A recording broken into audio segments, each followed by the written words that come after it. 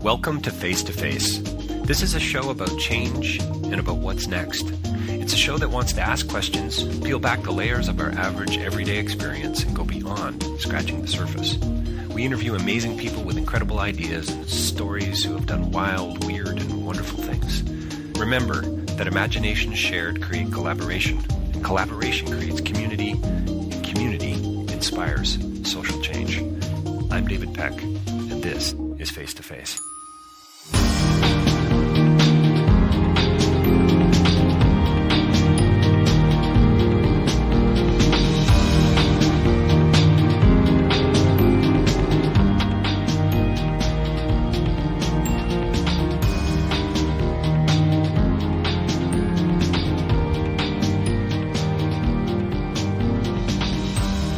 So my next guest is Mazarine Treyz. We had a wonderful time talking about the nonprofit sector and fundraising. Ooh, I know it sounds very exciting, but the insights go deep. We peeled back some layers on corporate culture, on leadership. We talked about the problem of evil, for crying out loud. We talked about building relationships and how important that is, not only to the nonprofit sector, but just to, frankly, for humanity in this COVID crisis that we find ourselves in. We talked about staff love and donor love. I'm just going to leave that there, but that's worth the price of admission as far as I'm concerned. We talked about how to expand fundraising and about fight and flight and about freedom. We talked about poetry. Wait for this one here. We talked about poetry that sticks to the real. How beautiful is that? We talked about why this is a great time to experiment and about different types of fundraising and some virtual things that are happening, online conferences, and not just Zoom calls, but virtual coffees, and why connecting with people and why connecting with donors actually really, really matters. Cognitive bias and compromise and creating a culture where mistakes are celebrated. Anyway, I think you're going to really enjoy this conversation with Mazarine. Can you tell I did? Anyway, so stay tuned. It's coming right up. And don't forget, davidpecklive.com for more information about my writing and my public speaking. You can get a copy of Real Change is Incremental there. I would love it if you pick that up. And if you could leave a review of the book too, if when you read it, that would be great. And don't forget, you can do the same with Face2Face, face2facelive.ca. We're coming up, well, by the time you hear this one, we're going to be over 500 published interviews, and you can advertise with us. You can donate through Patreon to help us move this thing forward. And we are going strong, and we're going to continue. And we've got a newsletter. You can advertise there on the website. You can advertise through shoutouts during an interview as well. So please touch base with us if you're interested in doing that on the website. Sign up for the newsletter. Tweet about us. Tell us about. Tell your friends about us, and get word on the digital street. Oh, and you know what? I'd really love it if you could leave us an iTunes review. I would so appreciate that. It's hard to get noticed by iTunes. It's hard to get digital chit chat going. So I would appreciate that. And don't forget, I also appear on Rabble, rabble.ca. They are a news for the rest of us. They are a platform where I've been appearing for the last several years, and journalists, podcasters, bloggers, people who are talking about things that matter. So check them out as well. But don't touch that dial. Mazarine Treyz coming right up.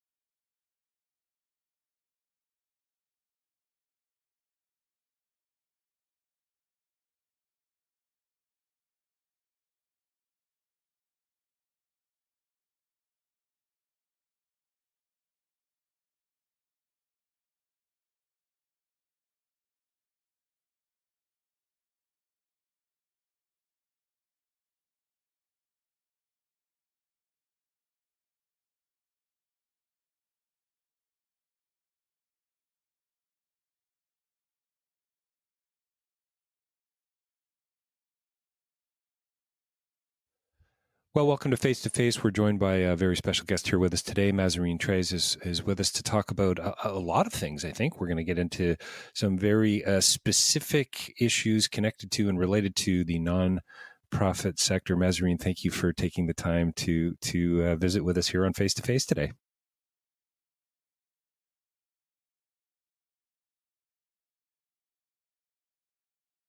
Yes, thank you so much for having me. Well, thanks for your time today. So tell us a little bit about the work you do, and for folks that are listening, it's Mazarine, MazarineTreyz.com, and I guess that's Z for you, right? Being an American, correct? Yeah. Were you smiling when I said that? I was. Okay, there you go. Great. This guy doesn't even speak English. This is fantastic. What's going on here? Yeah. So tell us a little bit about the work that you do and why we're having a chat today. I mean, I certainly have lots of questions for you. We're in a really challenging time from a nonprofit sector perspective, fundraising perspective. As you mentioned just before we hit record, 36% of Canadian nonprofit sector has been laid off, at least temporarily. We got so much to talk about, but let's hear a little bit about you before we step into some of that. Oh, sure. Yeah. So I started my business 10 years ago. I'm actually Canadian by heritage. Okay. My dad's dad was born in Quebec. So Quebecois French. But I've been living in Portland, Oregon for a while now.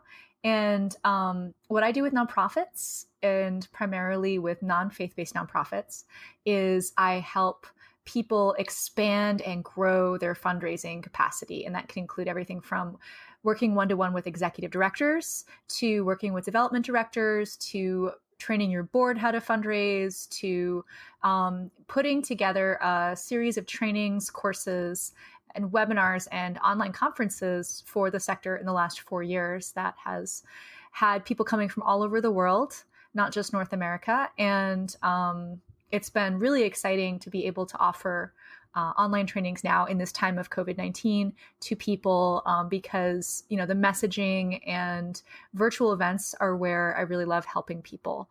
And I'm also going to be working with a community foundation in the next few weeks here to offer this training to their grantees. So if you are a nonprofit leader, feel free to get in touch, and you can reach me through my website or my email address is info@wildwomanfundraising.com. Yeah. What's with the Wild Women? Yeah. Wild Woman. Yeah. Wild Woman Fundraising, for me, it doesn't mean, dyeing your hair blue and putting in a nose ring, because anyone can become a commodified rebel, right? Absolutely. Yes. Love that phrase, by the way. That should be the title of a book you write. Commodified rebel. Yes. Yeah. It's kind of like spiritual materialism. It's like, well, I bought the meditation cushion. So aren't I a Buddhist now? No. Yes. Where's the incense? Yeah. Yeah. I'm all set. I've got the incense. Yeah. So for me, I feel like I'd like to quote one of my favorite poets right now, Jack Spicer, and he says, "Poetry is what sticks to the real." And what a great quote! I love it. He's this fantastic poet, and he talks about how the most important thing to do is to surprise yourself, and that people's main problem is trying to be happy. But anyway, separate note. That's another podcast. That's a whole other podcast. Yeah, that's right. Yeah. So what Wild Woman Fundraising means to me is specifically helping our sector and our world overcome the way we don't say what is the most important thing. We think we cannot say it. And so for me, being wild means speaking your truth, even if your voice shakes. So for you, then, it really is about being authentic and being transparent. I would love to dig a little bit more into that, about speaking your truth and that poetic sticking to the real. That's really great, because it seems to me that there's connections there. Let's for sure circle back to that. I'm a magician, as most of my listeners will know, and so I've been doing sleight of hand card magic and coin magic and entertaining people for a long time. And last night, a friend of mine who is living in Niagara Falls, Ontario, who's worked the cruise ship market and Vegas and so on, won many awards, did a stage magic show, 90-minute magic show online, and had visiting guests, and it was on behalf of the Humane Society in the area. No audience, of course. And there were about 2,000 people watching the live show last night. And about, I think, 18 or 20,000 people have now watched it, not even 24 hours later. So, and I'm thinking, how did Greg do that? Greg Fruin, by the way, Frewin, if you want to check him out on YouTube. But how did he do that? I mean, not, and I don't mean from a technical perspective, but how did he turn this into a fundraiser? And I heard you mention virtual events and is this, are you as a pro, as the expert, seeing this as a new opportunity, as a new kind of vertical to raise awareness and raise funds? Gosh, it is. It's the perfect opportunity. And for nonprofits that are hesitating right now and saying, okay, I'm in fight, flight, freeze, or fawn mode, which is how our brains will get if we are put under extreme stress as we are now. We're probably all operating about 50% capacity. And some nonprofits are saying, some charities are saying, we can't fundraise because we don't do direct service healthcare, or we don't serve the homeless, or we don't have as deep a connection to COVID-19 as we should. And that is not stopping many people from making lots and lots of money right now and building those donor relationships online and offline, and having donors fundraise for them. So a client of mine in Los Angeles, they help homeless people get jobs, and now other people are out of the work because they were in service industry jobs. And so they are asking their donors to give, and they, in the last 3 weeks, raised over $100,000 US. And they did that through a combination of really good emails and then a donor deciding to run a GoFundMe on their behalf. So it's really working for them. I hear, Mazarine, it's interesting you say that. I've heard people say for years, and I've been working in the sector for many, many years, again, as most of my listeners will know, and fundraisers that you speak to, I've raised a fair bit of money over the years, but I've never specifically raised the money. I've never said, hey, Mazarine, can I count on you for your $5,000 donation today? Or, can you sign on this dotted line? I've raised it through proposals and events and, crowdfunding and that kind of thing. But what I do hear people say is, well, the money's there. You just need to know how to ask for it. Right. Is that really true? Well, this is a time none of us have lived through before, and it is still true. And it is, people are very much in the mode of they're trying super hard to how do I say this? They are wanting to make a difference. They're stuck at home. They're just as frustrated as you are. And they're really tearing their hair out over their investments, their jobs, their kids, their lives, their relatives. I know a woman today who's a friend of mine who just lost her father. And I'm seeing people say this on Twitter all the time. And so people are thinking about, how can I make my life mean something and what really matters right now? Because so many people are not going to be here anymore.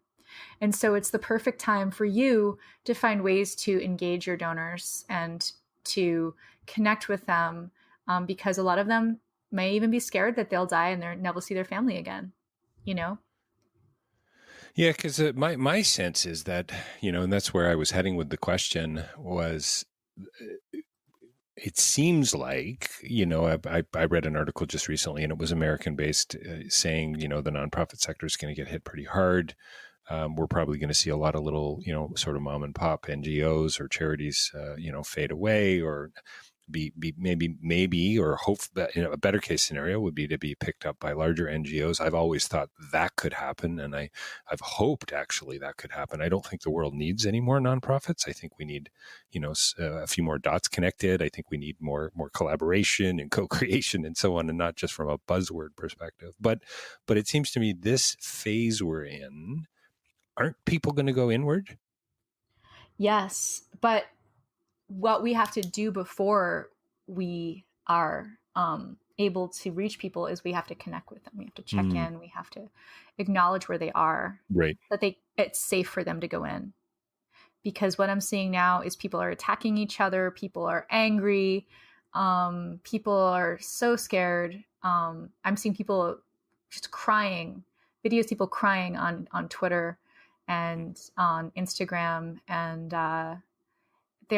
everyone's inner child is coming out right now. So first, we have to help people recognize what they're feeling, regulate their emotions, and then help them take action, whether it's learning from us, connecting with us in a call, or, just feeling like they can donate. Is the nonprofit going to have to get better about that targeted type of fundraising versus the direct mail-like approach? That sort of, oh boy, I was going to use the phrase, and I apologize for it, the carpet bombing sort of approach, where you just, a mile wide and an inch deep, you go and, you run the junk mail approach, basically. Get away from that and be way more specific and way more relational and way more focused. Is that what we're going to walk into now? Is that the future? Well, you know what? I hope so. It's a really great way to put it, actually. Yeah. I mean, it might be the future. That doesn't mean it's not, it doesn't mean it's going to happen, right? No. The hope so approach is great. Yeah. I mean, see what works for you. If you can get results with direct mail, go for it. But, the carpet bombing approach, as you said, a lot of nonprofits aren't going to have the money to buy lists right now. And that's kind of what that is. Usually the in-house list that you have, people have already given or shown that they care about you, is better than trying to buy something at this point. But I would say this is a great time to experiment and really put money into fundraising experimentation. And that means going on Zoom or, having that online conferencing platform to do your conference online, or try to live stream some concerts if you're an arts nonprofit. Live stream magic show. Right. Live stream magic show, just like you said. And, people are getting really creative with this. I do think, as you said, some nonprofits will close or merge or have to put their programs under the auspices of another nonprofit. And that is actually a good thing, because what we do have is a proliferation of folks that are all going after the same philanthropic dollars. And in the last several years, we've seen that stagnation is the new growth, that they're not actually getting new donors in. And that is a problem. And one of the reasons they're not getting new donors in is because they are treating their fundraising staff so poorly that people are leaving every 6 to 12 months. According to a Canadian recruiter that I know, he said 6 to 12 months is normal in the nonprofit sector. So imagine that you're a salesperson and that you have 6 to 12 months to build relationships, and then you're off to the next organization. Wow. You don't have enough time to build relationships, or tell the story of the organization properly. So every time a nonprofit makes it impossible for a person to succeed, they'll just go, or they'll be fired. And a lot of us aren't considering, what does it take to be successful in a capacity building way? Are we investing enough in education for our fundraiser? Are we investing enough in board education and not just putting all the pressure on one person? There's a lot of things to consider, and nonprofits on average waste over 117% of a fundraiser's salary every time they leave. So you do the math, 3 years running, if you pay them $50,000 and you have 3 of them leave, that's lots and lots of money. And that in America, at least, we found out that in 3 years, you will waste about $600,000. And Mazarine, those are just the hard numbers. What about the organizational? What about the tacit knowledge? What about the relationships? Exactly. When I've been talking about lost relationships, donor relationships, those are just hard numbers. But if people, if all they understand is money, I'm trying to speak to them from that angle. But think about the lost relationships. I did a webinar series on major gifts a couple of years ago now, and we had a major donor on with a webinar on how it feels to be asked for a major gift. And he said, I talked to 3 different people from my alma mater 3 years in a row, and I just got so tired of them asking me the same questions. I just stopped giving to them because were. That's so unfortunate, right? That's hard. It's kind of heartbreaking in a way, right? So because if people are laying off their fundraising staff now, they need to see them as even more essential than their program staff.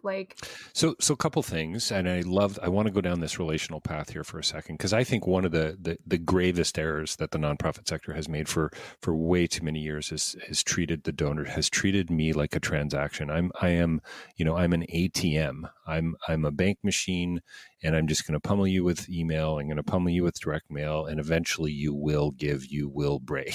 Right. Exactly. And the numbers say that. And I tend towards, I suppose, giving over not giving, I think. And that's that's what I was raised in. My parents were some of the most hospitable people I know. But I think a lot of us just look at it and it really is junk mail. Right? The organization isn't treating me like a person. They aren't treating me like there isn't a relationship there. It's maybe there is, and it's one way, right? And I'm just wondering, is how do you get beyond that transaction? And what used to work isn't necessarily going to still work, and yet we acquiesce to what's easy sometimes. Well, we have to make sure that our program is properly resourced. And what people fail to understand is that fundraising is not a money sink, it's a money maker, but only if it is properly resourced. And that means 12 months after you hire someone, then you can start thinking, how much are they raising us? Don't expect them to get a lot first 3 months, 6 months, even first 9 months. One of the most successful organizations, and I really feel like we have to look at this when we talk about what is really going to change and make a difference for people in terms of fundraising success.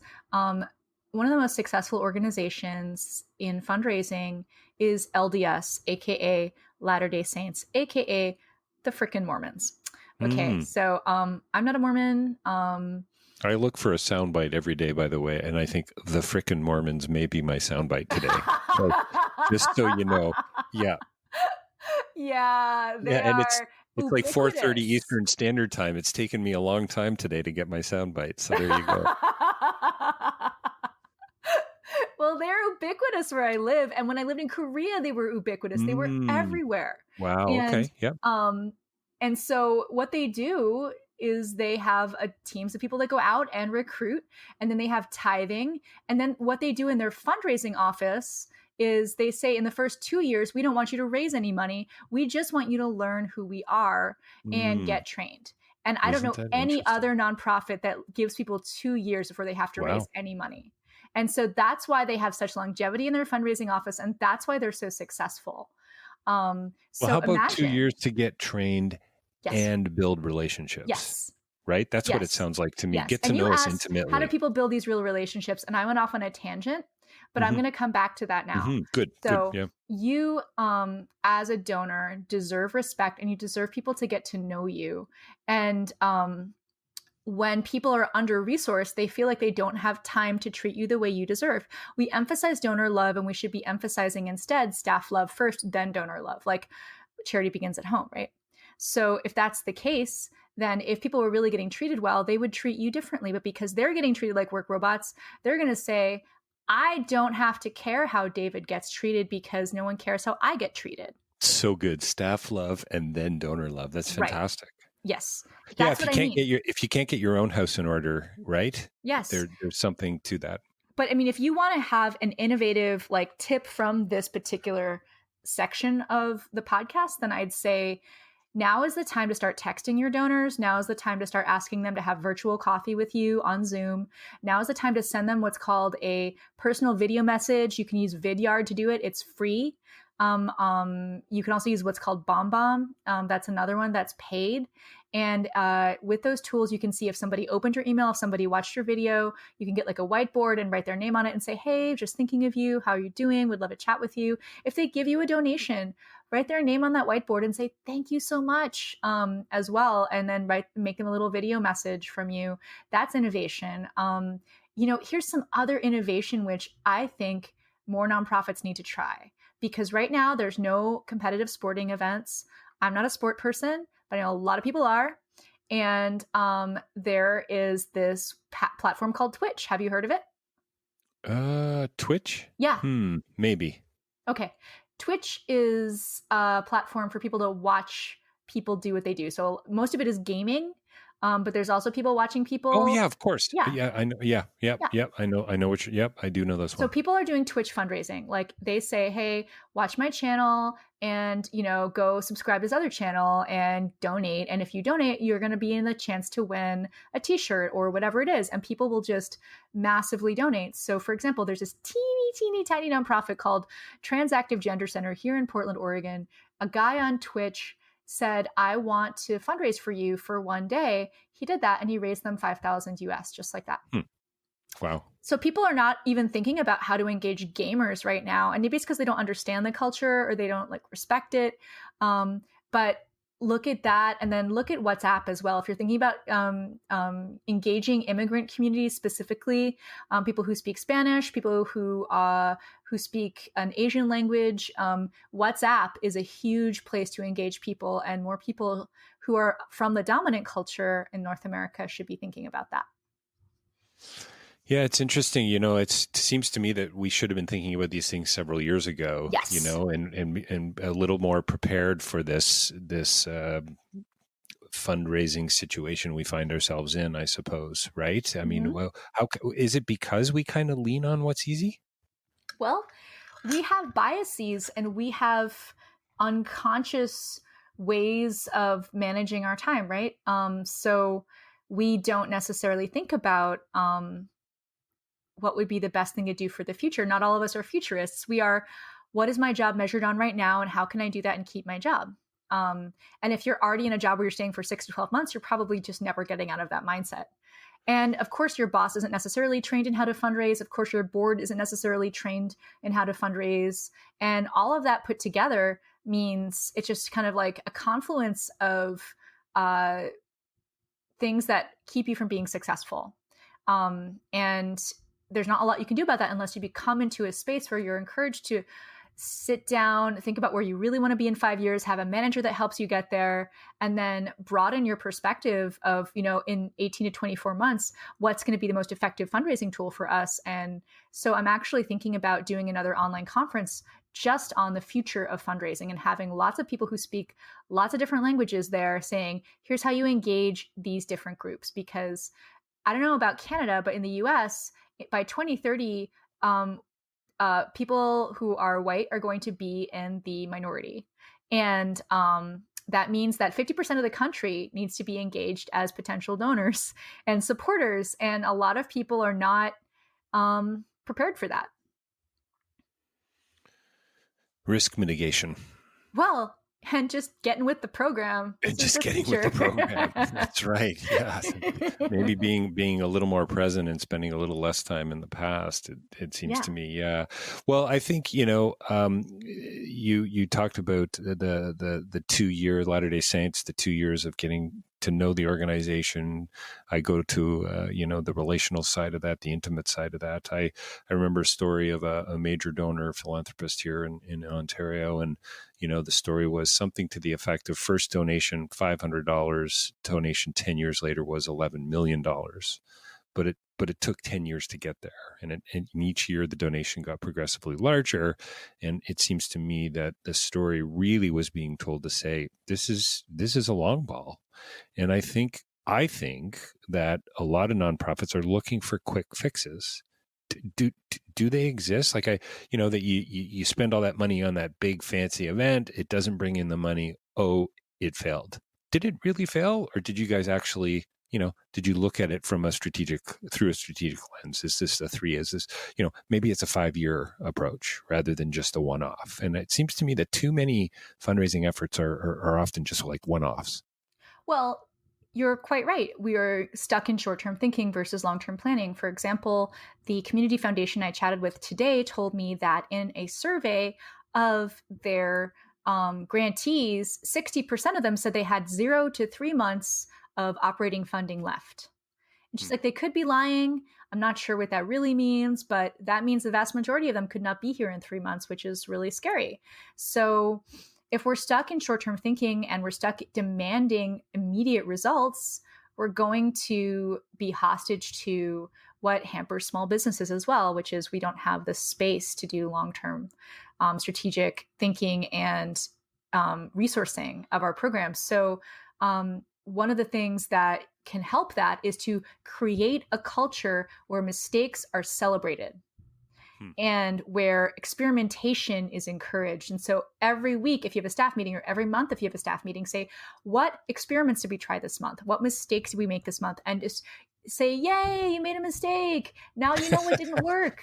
And you know what? We can look at all of the Bill Gates of the world that we want. We can look at all the Steve Jobs that we want, but looking at their success stories is not nearly as helpful as looking at what people have tried that hasn't worked. And the guy who backs me up on this is Nassim Nicholas Taleb, just FYI. So. And sorry, I don't know who that is.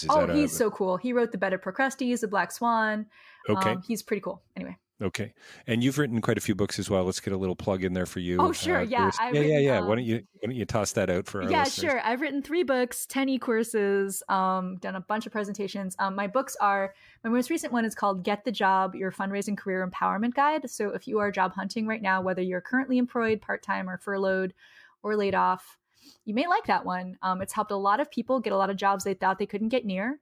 I'm very happy to send you the ebook. You do have to pay for it, but trust me, it's worth it.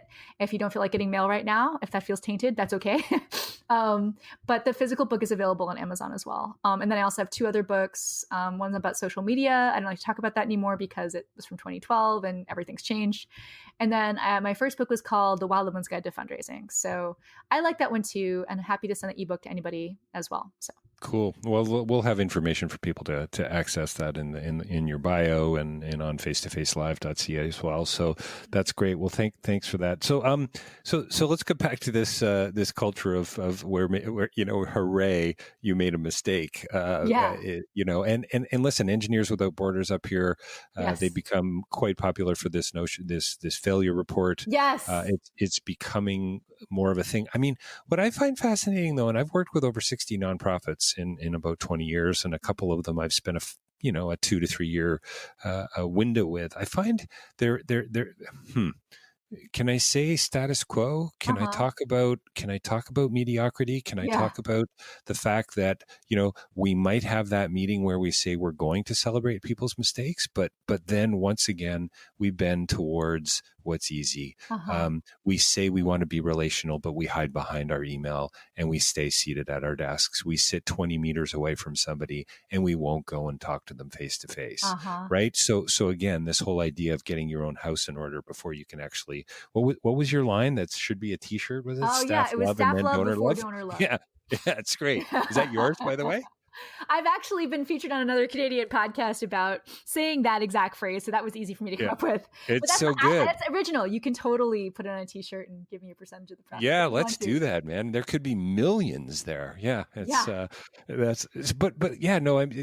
can have some fun with this, but at the same time, I mean, you're talking about a radically different culture for it seems to me, for a lot of NGOs. Yeah. Right? And so that means we're going to celebrate a mistake. We're going to celebrate the fact that you actually didn't make us any money. Yes. Right? Yes. We're going to celebrate that now you know what doesn't work. So for example, when I was doing my online conferences, two of them a year, I wasted so much money in LinkedIn ads, in Google inbox ads, in, Facebook ads. I wasted money on a Facebook consultant, and all of that was really beneficial for me to say, I know now what doesn't work. I'm going to help other people not waste money. And I learned how all of those systems worked. And so for me, that makes me a better consultant and a better resource because I can say, I've tried everything and here's what's worked. And that's just a strength that I bring. But that means we also have to rewrite people's job descriptions and rewrite our missions and our systems to build in experimentation and risk-taking as part of how someone is measured on their performance. How long do you think a new approach should be experimented with before you say, this isn't working, whether it's, the Twitch gaming experience, the online magic show, the virtual coffee, whatever, the virtual conference, I should say, before you go, you know what, we're spending too much money here. This isn't working out. Sure. For Twitch, for example, I would hire someone who specializes in Twitch fundraising. I don't, but I'm thinking about having someone do that at my virtual conference. So, I would love to be able to be that resource to people to like find the right consultant for them. I'd say hire somebody who can just give you exactly what I'm giving you right now. Here's what doesn't work and here's what does work, right? And then you can just skip all the things that don't work and go straight to what does, and it'll be worth your money. So give them a month to help you raise $10,000. For COVID-19 messaging right now, give them a month to help you raise $5,000 if you've never tried to raise it before. Under promise and over deliver is what I say to consultants generally. But if somebody says, this is my specific area of expertise and here are my numbers to back it up, you should absolutely trust them. And then to experiment with, different messaging. Yeah, in a month, you'll be able to get a lot, because I don't know about you, David, but every week feels like a year. Like everything is happening. It's just coming at you, and like people are super impatient right now and also overwhelmed. Right. So yeah. Oh, it's the implications of all of this are, to say they're far reaching is an understatement. And globally, we just have no idea what history's going to say about us even 6 to 12 months from now, never mind 60 years from now. How did those people handle this? Right? And the lessons learned. And I hope we're bending a little bit more towards the solution now, but I think we're still a ways away, it seems to me. Mm-hmm. I've always felt that Bill, to get away, we sort of sadly we're going to have to wrap up in not too long, believe it or not. No. But I know we're probably going to have a part 2, I think. Yeah. But so this transactional approach, it's so sort of evident to me. It's self-evident. It's kind of that used car salesman-like approach. I think a lot of nonprofits fall into it. I think their language, I think their approach, their videos, the branding, even, you know what I mean? It you can see it coming a mile away. It's kind of, you're walking down the street. Oh, I know that guy's going to ask me for money. I'm going to cross over. Those third-party fundraising agencies that do that kind of work and so on. How do we get away from that as a sector? How does an NGO say, okay, we have to truly, and you've touched on this in a variety of different ways in our conversation today, but how do we truly build relationships with potential donors and commit to this in a way that's meaningful and that's long-term, and that's going to make sense not only for the organization but for the donor themselves? I've always believed, Mazarine, that if we build the relationships that and really truly treated people like means and not ends, other way around, treat people like ends and not means, that the money will follow. And am I being super idealistic there on that? You are not. The thing that people are not doing is tracking how someone becomes a donor and thanking people for bringing people into the organization. And they're not tracking the steps it takes to get someone to give a gift. And so they find themselves caught in endless meetings when in the end with a person that doesn't have the capacity to give to them at a significant level. And then they've just wasted all that time. And so we have opportunity cost. We have, logical fallacies. We have a lot of really interesting cognitive biases that prevent us from being successful. So the important thing is to first know yourself, know what your most prominent cognitive bias is. And for me, it's the just world fallacy, the belief that our world should have better treatment of all of our workers, that we should all get universal basic income, universal health care. And, you have that in Canada. We don't have that in the US, right? But even in Canada, you could have more, you could have better. And so for me, I believe that is something worth fighting for. That's a world worth fighting for.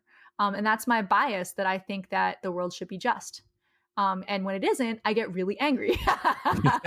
And that's how you drive how someone becomes a donor. You tap into what are their values. And then you say, I'm mad about that too. And so if you told me right now, David, that you had a nonprofit that was helping nonprofit workers get paid better, I'd be like, take my money.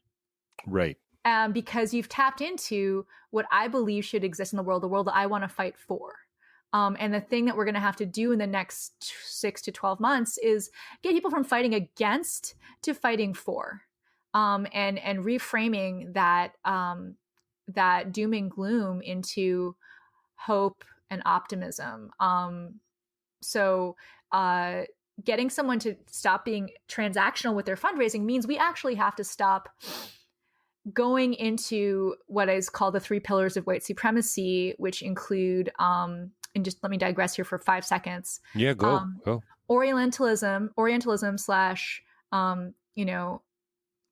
like colonialism, war and colonialism, capitalism slash slavery, and Orientalism slash genocide. So how that looks is that is the structure that our entire society in the North America is based on. And that means that our nonprofits are reproducing the structure. The structure is also reproduced in our heads. What does that look like? It means that we treat people like things. And I feel like that is where evil begins, when you treat people like things. Wow. That's quite a point to bring up, at the 30, we just hit the 36-minute mark in our conversation. And it really is. That's wild. So we treat people like things, and just, I didn't quite hear it right, but did you say it's the white, 3 pillars of white supremacy? Yeah. The 3 pillars of white supremacy. So we're going to look that up, maybe even have a link to it. You'll have a link. There's a chart around that as well. I can show you. Yeah, that's wild. But the notion, again, that's the means to an end, right? Versus the end in itself. Well, so we're fighting not just the structure of our society, but what's inside of us, because we recreate these structures inside ourselves, inside our nonprofits, and then in the larger world. So when we try to break out of them, treating people like things, we rub up against all of these constructs that we have to then say, this is what this is. If we can name it, then we can start to do something about it. First, we have to see it. Yeah, sure. And that's the disease of capitalism. I should say predatory capitalism. Predatory capitalism. Yeah. Well, and that's, I think, the ideological component there that you're touching on that makes it so hard. And I think that's where I was going with that question about, we're going to talk about becoming an organization that celebrates the mistakes you made, but boy, oh boy, there's no way in hell we're ever going to get there. Right? Because we just can't, right? Because we're pushing, we're like Sisyphus, we're pushing the boulder up the hill and it just keeps slipping out of our hands. And we can't see the forest for the trees, right? Yeah, that's why we have to start bringing up structural problems inside of our organizations. And then, the fish rots from the head, that is a Russian saying, but it is accurate. So like, even if somebody who's a program worker or a development director thinks things should change, unless the board and senior leadership thinks things should change, they won't. And so you can just choose where you want to spend your energy. And a lot of new social change organizations, social justice organizations have at their base, we will acknowledge these systems before we get started. Whether it's acknowledging a land that we're on, whether it's acknowledging the way that we treat each other, and just having really clear guidelines for the work. You know what I mean? I do. And it sounds tactical, but yet it sounds deeply strategic. It sounds like it sounds like a wake up call to me. There's so much more. There's way more going on here than meets the eye. And I hate the fact that we're getting close to wrapping up. Tell me a little bit more tips for people as they step into this potentially, who knows, another 6 to 12, 18 months even of isolation, whatever that's going to look. Hopefully it's small I isolation, and we are actually going to be sort of seeing people at least from a distance. But the virtual coffee thing, the Zoom calls, any thoughts there, any tips, how to break that ice? We break down that fourth wall, if you will. Oh yeah. Right now, and I think always, leadership is about the quality of your questions. You cannot be a good leader unless you're asking really good questions, because if you ask somebody, how are you? They're going to say fine, right? But if you say, how are you really doing right now? Just be really honest with me. And you're looking at them and the quality of your attention is right there with them, and no one else is paying attention to anything else, they're going to open up to you and they're going to say, this is how I really am. And that's the quality of attention we need to bring right now. I have a whole blog post that I just posted that lists a series of questions that you can ask. Oh, wow. In sort of both, like icebreaker questions? Well, sort of? no, in group meetings with donors, fireside chats, if you will, as well as one-on-one chats with donors, just trying to get a sense of, what legacy they want to leave, the deeper questions. We can go from, talking about trivialities to talking about our opinions to talking about our values. And as we go deeper and deeper into that onion, we're able to get at, as we started from the beginning, what sticks to the real. That's so good. Wow. I think we're gonna wrap it up there. I so wanted to go deeper into if again, staff love over and donor love, because I think that leadership and asking the quality of the questions, I think that applies organizationally as well, right? That's all over It's not just about donor specific, but that's that's organization specific as well. Yes. Mazarine, what a wonderful time I've had today. For some, it's going to be a very specific conversation, but I think there's all kinds of insights here that are connected way beyond the nonprofit sector, and I love that about. I just love that about having a good conversation with somebody. So thanks for that. Hey, how about one more plug for you and the work that you do? Tell us where we can find out more about you, the access to those books and so on. Oh, sure. Yeah. wildwomanfundraising.com, mazarinetreyz.com. We'll have those links under the video, I'm sure, or the recording, I guess. And if you want to call me, my number is 503-673-3863. You can also email me at info@wildwomanfundraising.com. My areas of expertise where I can truly help you right now are in doing virtual meetings, virtual conferences, and COVID-19 messaging. So if you do want to reach out, very happy to chat with you about all of that. And if you want online fundraising training, I have tons of resources for you. So thank you for having me. Oh, you're welcome. And you know what? I can't let you go without asking you this last question. I've just got so many, and I was gonna wrap us up, and then I came to that 80-20. I thought, and the thought of generosity. Are people generous? I mean, you to me, you sound very hopeful, even in this time of crisis we find ourselves in. And so there's not even one question here. It's really about, are we all capable of giving, I guess maybe is the question, right? So often you hear the 80-20, it's 20% of the people that are giving 80% of the money, right? So those are the ones you have to focus on. Mm-hmm. And I'm not asking for a yes or a no or a right or wrong or black or white answer here, but I'm just wondering if you have any thoughts around that just as we wrap up. When I lived in Indonesia and I was working at a baby orphanage in the poorest slums of Jakarta, what I witnessed was when I was sitting in a bus and 2 children got on playing music, and they were maybe like 4 and 6. They were barefoot, they were dirty. And then they came around with a hat to get money after singing on the bus. Every single person on that bus gave them something, including me. And my friend told me, because you're white, you have to give something. So that's the generosity piece that people overlook in times of stress and crisis. The vast majority of people on that bus were very poor people. The people who make under $50,000 a year are the most generous people. And so I think that's just research. We are going to see an outpouring of generosity from people that have very little, even now, because a lot of us, even if we don't have to be out, slowing down, thinking about what matters and how to connect with others more deeply. So I think that is going to create. What a great story. Yes.